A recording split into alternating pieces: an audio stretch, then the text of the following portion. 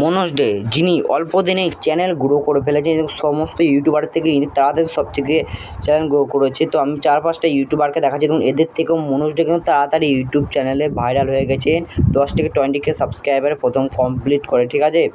তারপর মনোজ ডে দেখুন 4 million subscriber complete হয়েছে, দেখুন ঠিক আছে। কতটা খুশি দেখতেই পাচ্ছেন আপনারা মনোজ ডে। তারপর মনোজ ডে বুস্ট করলো, বুস্ট চ্যানেল মানে গ্রো। আর মনোজ ডে ভিডিও তো সার্চে চলে গেছে, ঠিক আছে, মনোজ ডে সার্চে, ঠিক আছে। মনোজ ডে শুধু প্রথমত ফোনের সম্বন্ধে ভিডিও করতো, ফোনে, তাই সে তাড়াতাড়ি ভাইরাল হতো, টেক ভিডিও করতো, ঠিক আছে, ভাইরাল।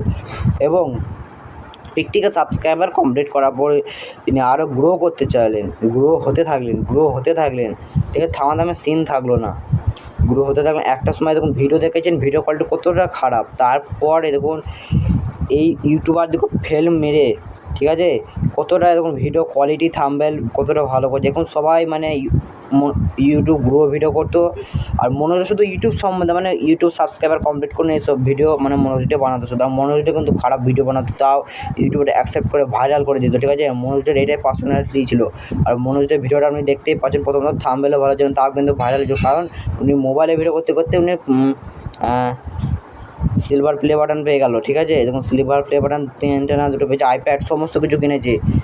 তারপর মনে হচ্ছে ভিডিও এখনকার কোয়ালিটিটা দেখতেই পাচ্ছেন না কতটা ভালো। চ্যানেলটা গ্রো করছে ভাই, দেখুন চ্যানেলটা গ্রো করবে, আর একে দেখে সবাই গ্রো হতে চায়, ঠিক আছে। তারপরে দেখুন 1 মিলিয়ন সাবস্ক্রাইবারে একবার মানে পার্টি করছে, ঠিক আছে। পার্ট 2 দেখুন এখনকার ভিডিওটা দেখুন, দেখতে পাচ্ছেন কত সুন্দর ভিডিও করছে। আর এরকম ভিডিও আমাদের চ্যানেলে